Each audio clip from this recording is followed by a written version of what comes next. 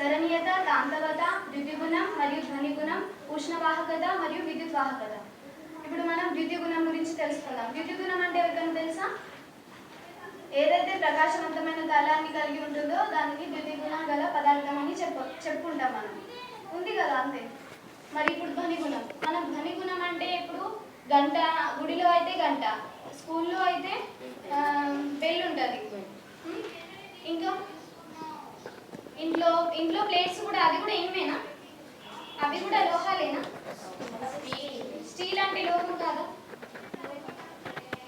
ఇప్పుడు మనం ఒక్కొక్క పదార్థాన్ని ఒక్కొక్కసారి కొట్టినప్పుడు వేరు వేరు ధ్వనులు దాంట్లో నుండి విడుదలవుతాయి. ఇప్పుడు గంటలు కొట్టినప్పుడు ఒక రకంగా, పాఠశాలలో బెల్ కొట్టినప్పుడు ఒక రకంగా ధ్వని అనేది ఉత్పత్తి అవుతుంది. ఇది మనకు తెలిసిన విషయం. కాబట్టి ఇప్పుడు మనం ధ్వనిగుణం, ద్యుతిగుణం అయిపోయింది కదా. ఇప్పుడు ఉష్ణవాహకత గురించి తెలుసుకుందాం. ఉష్ణవాహకత గురించి తెలుసుకోవాలంటే ఫస్ట్ మనం ఒక ప్రయోగం చేస్తే దాని గురించి తెలుసుకోవచ్చు. ఒక ఇనుప కడ్డీకి చిన్న చిన్న గుండు సూదులు తీసుకొని ఇట్లా మైనంతో అంటించాలి. తర్వాత ఇట్లా స్టాండ్ కది ఇట్లా ఉంటుంది, దాని కింద ఇట్లా కొవ్వొత్తి వెలిగించాలి. మనం మైనంతో పెడతాం కాబట్టి ఇది ఇనుప కడ్డీ, ఇవి గుండు సూదులు.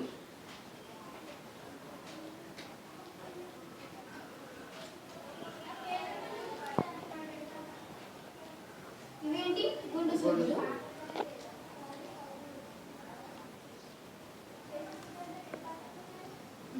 ఇప్పుడు మనం ఈ కొవ్వొత్తిని వెలిగించి ఇక్కడ పెడతాం కాబట్టి ఇక్కడ నుండి ఉష్ణం అంటే ఉష్ణం ప్రసరిస్తుంది కాబట్టి ఇవి గుండు సూదులు అనేవి కిందికి పడిపోతాయి. ఇది మనం కృత్యం ఆల్రెడీ చేసినాం.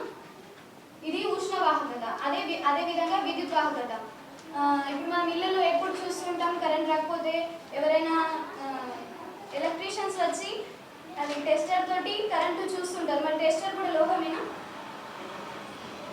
లోహమేనా? అవునా కాదా? టెస్టర్ లోహమేనా? మరి దాంట్లో నుండి విద్యుత్ ప్రసరించదా? లోహాలు అయితే విద్యుత్ ప్రసరిస్తుంది కదా. దానికి ప్లాస్టిక్ పిడి ఉంటుంది. దానికి చివరి వైపు ఇట్లా పట్టుకునేడానికి ప్లాస్టిక్ పిడి ఉంటుంది కాబట్టి దాంట్లో నుండి విద్యుత్ అనేది ప్రవహించకుండా ఉంటుంది. అలాగే ఇప్పుడు ఇక్కడ ఒక బల్బు పెట్టి దీనికి ఇటు సైడ్ ఒక తీగ, ఇక్కడ మనం ఘటం పెడతాం. ఇటు సైడ్ ఒక తీగను మనం ఇట్లా ఇచ్చేసుకొని ఇటు సైడ్ నుండి ఇంకొక తీగ తీసుకుంటాం. ఇప్పుడు మనం ఏవైతే లోహాలంటే ఏంటి? రాగి, ఇనుము, గుండు సూదులు అవన్నీ వచ్చేస్తాయి కదా. ఫస్ట్ ఆఫ్ ఆల్ మనం ఒక మూలని తీసుకుందాం. మూల అంటే తెలుసా? ఆ మూలని ఇక్కడ తీసుకున్నప్పుడు ఇక్కడ ఒక మూల తీసుకుంటే ఇక్కడ బల్బ్ అనేది వెలుగుతుంది. ఎందుకు వెలుగుతుంది? మరి అది విద్యుత్ వాహకం. ఎందుకంటే మూల ద్వారా విద్యుత్ అనేది ప్రసరించి ఇక్కడ నుండి వస్తుంది కాబట్టి ఇక్కడ బల్బ్ అనేది వెలుగుతుంది. కాబట్టి ఈ ప్రయోగం ద్వారా మనం లోహాలకు విద్యుత్ వాహకత ఉంది అని చెప్పొచ్చు. దీని ద్వారా ఏం చెప్పొచ్చు అంటే ఉష్ణవాహకత ఉందని చెప్పొచ్చు. అలాగే సరణీయత మరియు కాంతవత. సరణీయత అంటే మనం ఇప్పుడు కూడా ఇళ్ళల్లో చూస్తూ ఉంటాం. ఇళ్ళ పైన రేకులు ఉంటాయి కదా, టీన్స్ రేకులు తెలుసా?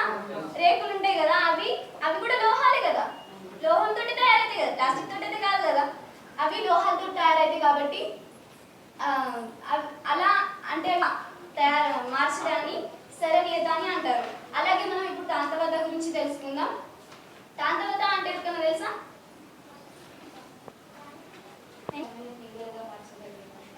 Right answer.